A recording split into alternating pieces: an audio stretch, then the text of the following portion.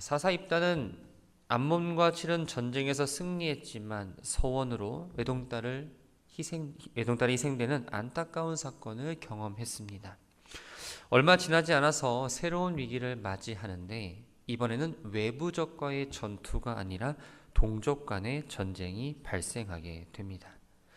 에브라임 사람들이 모여 북쪽에 있던 입다에게 찾아갔습니다. 북쪽은 두 가지 의미가 있습니다. 지도상에서 위쪽, 즉 방해를 나타내는 북쪽과 갓지파에 속한 요단 동쪽 도시 사본을 말합니다.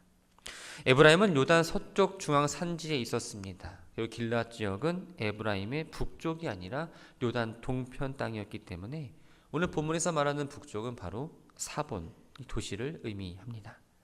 에브라임 사람들이 입다를 찾아와서는 암몬과 전쟁할 때 자기들과 같이 가자고 부르지 않았다라고 시비를 겁니다. 에브라임 역시 암몬 족속에게 침략을 당한 적이 있었습니다. 에브라임 사람들이 입다에게 시비를 건 이유가 입다가 암몬과 전쟁을 할 때 함께 하지 못해서 그들을 복수하지 못했기 때문이 아닙니다. 에브라임 지파는 이스라엘 지파 가운데의 소위 명문 지파였습니다. 애굽의 총리였던 요셉이 그들의 조상이었고 가나안 정복 전쟁의 영웅인 여호수아가 이 에브라임 출신입니다. 이러한 이유로 에브라임 사람들은 상당히 자부심을 갖고 있었고 명예욕과 또한 우월감에 사로잡혀 있었습니다. 그런데 막상 이름도 알려져 있지 않은 길앗 출신 입다가 암몬 자손을 물리치니까 시기심이 생기고 자존심이 상했던 겁니다. 과거 기드온에게도 미드안과 싸우러 갈 때 자신들을 소집하지 않았다는 이유로 시비를 걸었습니다. 세월이 지났음에도 불구하고 이러한 태도를 보이지 못하고 지금 또다시 입다에게 시비를 걸어 분쟁하려 했던 거죠. 그러면서 우리가 반드시 너와 내 집을 불살르겠다라고 협박까지 합니다. 이 히브리어에서 집을 나타내는 단어 파이트라는 이 말은 영어의 하우스와 같이 건물, 외적인 건물을 의미하기도 하지만 또한 홈과 패밀리처럼 가족 혹은 소속감을 나타내는 의미로 쓰이기도 합니다. 우리가 11장에서 아버지의 집을 이야기할 때 이 집이라는 건 당시 이스라엘 사회에서 정체성과 소속감의 기본 토대가 된다고 말씀드렸습니다. 이 입다에게는 집이라는 게 단순히 눈에 보이는 외적인 건물이 아니라 그 이상의 의미를 가지고 있었던 거죠. 자기뿐만 아니라 가족, 입다 집안 전체를 멸망시키겠다는 모욕적인 발언이었습니다. 길앗의 지도자인 입다의 집안을 멸한다는 것은 당시 정치 체계가 부족 연합 국가라는 걸 생각해 보면 입다가 속한 족속을 멸망시키겠다는 것으로도 받아들일 수 있었기 때문에 입다가 그 얘기를 듣고 나서는 분노하기 충분했던 겁니다. 에브라임이 기드온에게 시비를 걸었을 때 기드온은 에브라임의 끝물 포도가 아비에셀의 만물 포도보다 낫지 않냐라고 말하면서 기드온 자신이 한 일보다 에브라임이 미디안 방백인 오렙과 스앱을 죽인 일에 대해서 더 높이 인정해 주었고 그들의 마음을 풀었습니다. 그러나 입다는 기드온과는 달랐습니다. 에브라임 주장에 맞받아칩니다. 2절을 보면 나와 내 백성이 암몬 자손과 크게 싸울 때에 내가 너희를 부르되 너희가 나를 그들의 손에서 구원하지 아니하였다. 입다와 길앗 백성들이 전쟁을 하기 전에 주위에 도움을 요청했습니다. 특별히 에브라임 지파에게는 좀 잘 도와달라고 간절하게 요청했지만 이들은 아무도 대꾸하지 않음으로써 입다의 부탁을 거절합니다. 이랬던 에브라임이 모든 전쟁이 끝나고 나서 이제 와서 처음과는 다른 입장을 보이며 노골적으로 협박하고 있으니 입다 입장에서는 이해할 수 없고 당황스러울 수밖에 없었던 거죠. 에브라임이 입다의 요청을 들어주어 함께 암몬 족속과 전쟁을 치렀다면 길앗과 함께 승리의 기쁨을 만끽할 수 있었습니다. 그러나 에브라임이 먼저 걸절했기 때문에 이제 와서 길앗에 대해서 이렇다 저렇다 불평을 하거나 권리를 주장해서는 안 되었던 거죠. 입다는 에브라임 지파에게 참전을 요청했어 불구하고 그들이 외면했기 때문에 작은 미약한 군대를 가지고 자신의 목숨을 걸고 싸웠다라고 이야기합니다. 그러나 입다는 이 승리의 영광을 자신의 어떠한 능력, 자신의 영광으로 돌리지 않고 하나님께 돌림으로써 에브라임 지파와의 화해를 시도합니다. 하지만 에브라임 지파는 입다의 화해를 거절하면서 이런 말을 하게 됩니다. 4절을 보면 길르앗 사람은 본래 에브라임에서 도망한 자로서 에브라임과 므낫세 중에 있다. 이 도망하는 자, 이 말은 재난이나 전쟁을 피해서 도망하여 나온 사람들을 말합니다. 오늘 본문에서는 에브라임에서 떨어져 나온 소수의 무리를 가리키는 의미로 사용되었습니다. 에브라임이 길르앗 사람들을 도망하는 자라고 부르는 것은 이 길르앗 사람들에게는 부당하고 몹시 모욕적인 말이었죠. 왜 그러냐?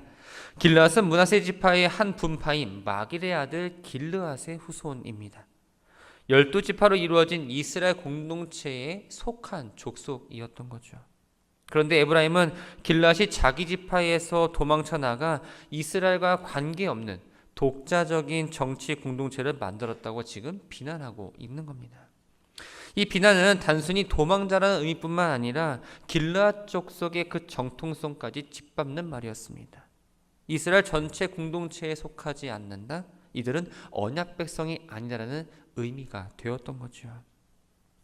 에브라임 사람들로부터 근거 없는 비난에 참을 수 없었던 입다는 이제 길르앗 군대를 모아서 에브라임과 전투를 합니다. 그 사이 입다의 부하들은 에브라임 사람들이 고향으로 탈출하는 것을 막기 위해서 요단강 나루터를 점령합니다. 이 나루터기라는 건 수심이 얕고 경사가 완만해서 걸어서 강을 건널 수 있는 지형을 말합니다. 고대에는 강을 건너는 흔한 방법이 바로 이 나루터기에서 건너가는 거였습니다. 여기 요단강에도 나루터기 여러 곳이 있었는데 이 하천의 지형에 따라 다르긴 했지만 요단 동편에서 서편으로 갈 수 있는 모든 나루터를 다 입다의 부하들이 장악을 했던 겁니다. 길르앗 사람들을 도망한 자라고 비난했던 에브라임 사람들은 자신들이 도망하는 자의 신세가 되었습니다. 심지어 자기 생명을 위해서 자신들이 자랑을 여기던 에브라임 지파에 속한 것을 부인하기까지 합니다. 에브라임 지파에서 살아남은 사람이 강을 건너겠다라고 말하면 길르앗 사람은 그 사람들에게 너 에브라임 사람이냐라고 묻습니다.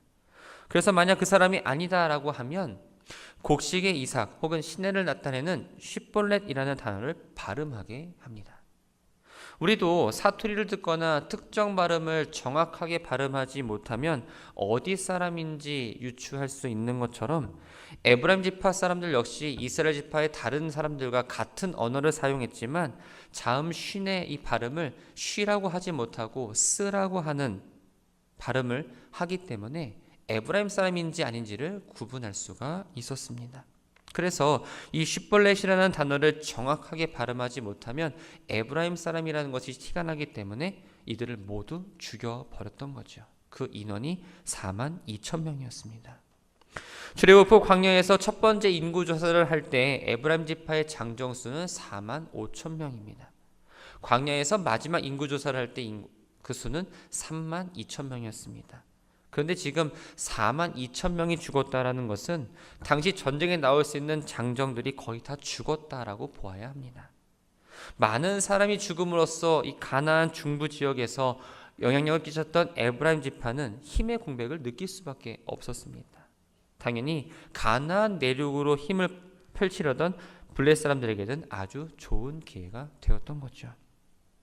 입다는 6년 동안 사사로서 이스라엘을 다스렸고 죽어서는 길르앗성에 묻히게 됩니다. 8절부터 15절까지의 말씀은 입다가 죽은 이후 등장하는 3명의 사사 입산과 엘론과 압돈이 25년간 다스렸다는 내용을 이야기하고 있습니다. 입다가 죽고 베들레헴 출신의 입산이 사사가 되어 이스라엘을 다스립니다. 베들레헴은 두 곳이 있는데 한 곳은 유다 지파의 베들레헴이고 하나는 스불론 땅의 베들레헴입니다. 보통 구약에서 유다 지파의 베들레헴을 가리킬 때에는 유다 베들레헴 혹은 베들레헴 에브라다처럼 베들레헴의 수식을 붙입니다. 그러나 베들레헴이라는 지역을 그대로 사용하는 경우에는 바로 북쪽에 있는 스불론 지파의 땅 베들레헴이라고 합니다. 또한 뒤에 나오는 사사 엘론과 압돈이 모두 스불론 땅에 속한 지역 출신이라는 점을 생각해 보면 이 본문에서 말하고 있는 이 베들레헴은 바로 스불론 땅 베들레헴이라고 볼 수 있습니다.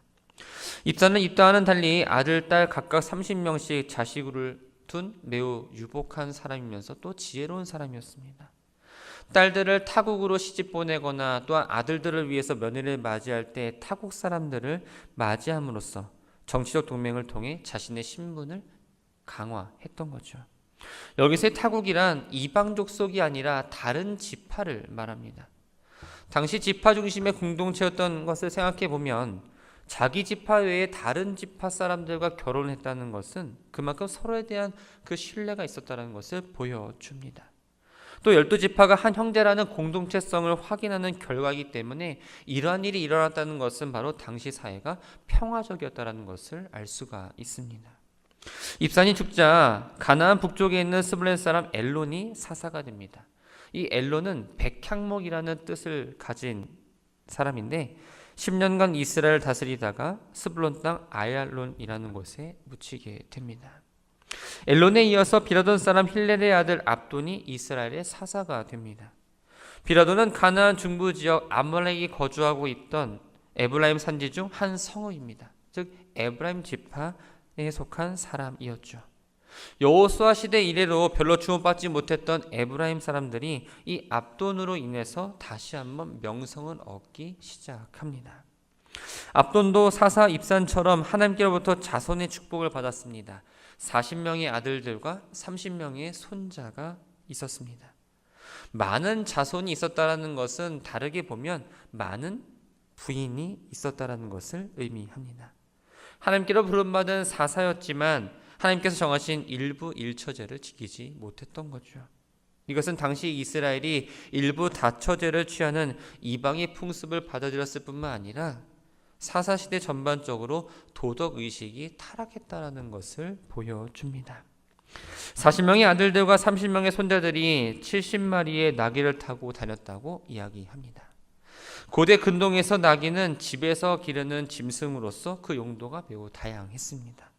또 나귀나 노새를 타고 가는 행동은 존귀와 번영을 상징합니다.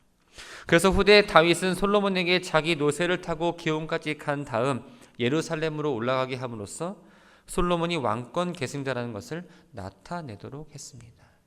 또 이 나귀를 탔다라는 것은 바로 그 땅이 평화와 풍성한 삶을 살게 되었다라는 것을 의미합니다. 사사 기드온 시대를 마감하면서 등장하는 아비멜렉은 폭정을 했기 때문에 통치 기간이 짧았습니다. 그 뒤에 나타난 야일의 시대에 이스라엘의 평화는 절정에 이르게 됩니다.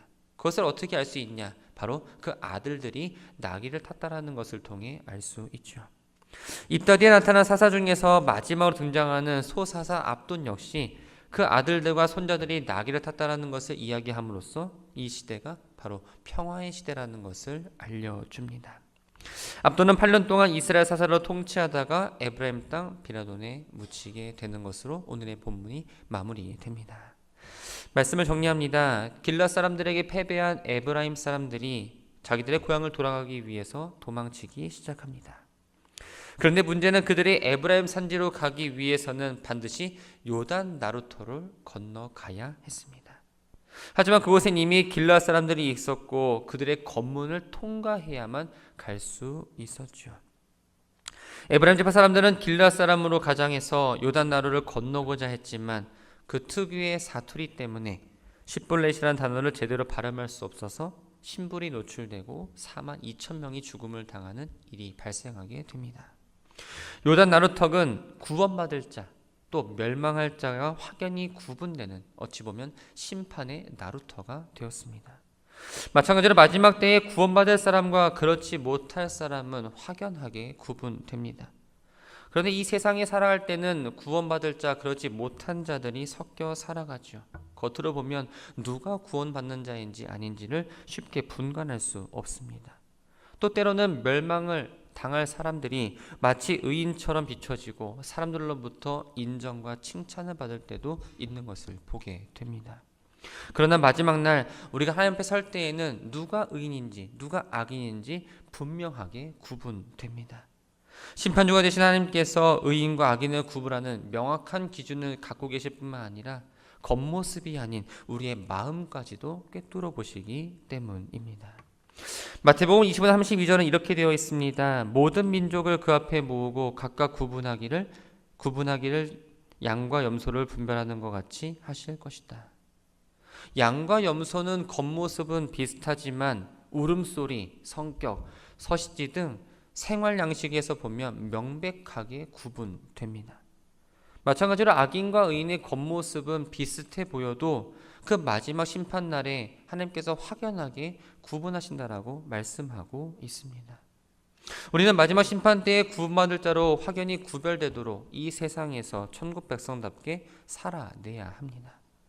에브라임 사람들이 아무리 길르앗 사람처럼 가장한다 해도 쉿볼렛이라는 단어를 제대로 발음할 수 없어서 신분이 발각되고 죽음을 당했던 것처럼 우리가 이 땅에 살면서 의인이라고 가장한다 하더라도 내가 의인됨을 증명할 쉿볼렛이라기 없기 때문에 마지막 때의 멸망의 길로 갈 수밖에 없다라는 겁니다. 성도는 이 땅에 소망을 두고 사는 사람이 아니라 하늘에 소망을 두고 사는 사람입니다. 우리가 마지막 때에 하나님께 잘했다, 충성된 종아, 수고했다라면서 인정받고 또한 의인으로서 구분되어 천국에 들어가는 것이 우리 삶의 마지막 목적이 되어야 한다는 겁니다. 마지막 때는 정해져 있지 않습니다.